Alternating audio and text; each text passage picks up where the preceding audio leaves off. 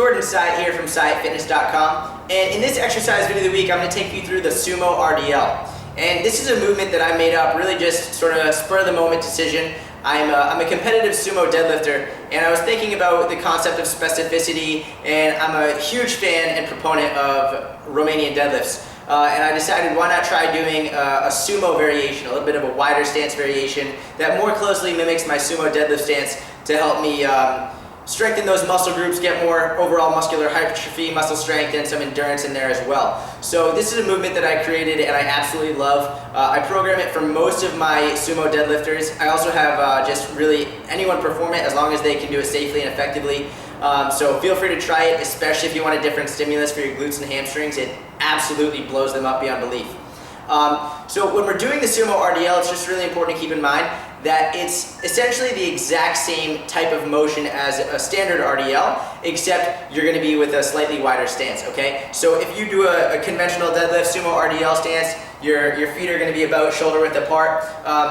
If you're doing an actual sumo deadlift, for me, for example, my feet will be right about here. But if I'm doing the RDL, I'll bring them in slightly closer. So I'll say that we'll use more of a moderate sumo deadlift stance when doing the RDL.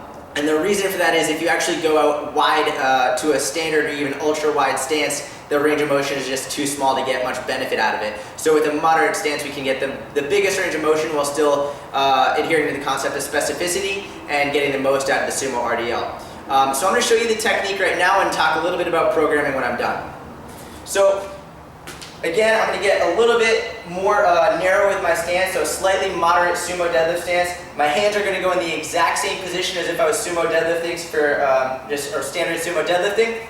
I'm going to come down, pick the weight up, and from this position I'm going to send my hips and my butt back to the wall behind me as far as I can, maintaining a slight bend in the knees, just a slight athletic bend, not too much, and then we're going to come right back up. Alright, so we're going to send our butt back to the wall behind us, far, get a huge stretch in the hamstrings, the weight slightly hovering above the ground, finish the lift.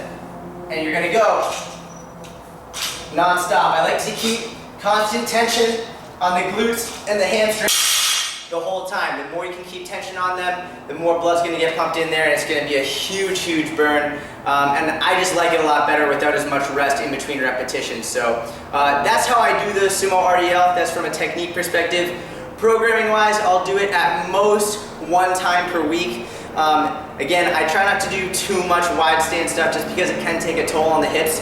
So about 1 time a week for a 3 to 4 week period, and then switch it out. Anywhere between 3 to 5 sets of 6 to 12 repetitions, the lower range for more strength work, the higher range for more hypertrophy and endurance work. So that's it. I hope you enjoyed the video, and if you have any questions or comments, leave them below.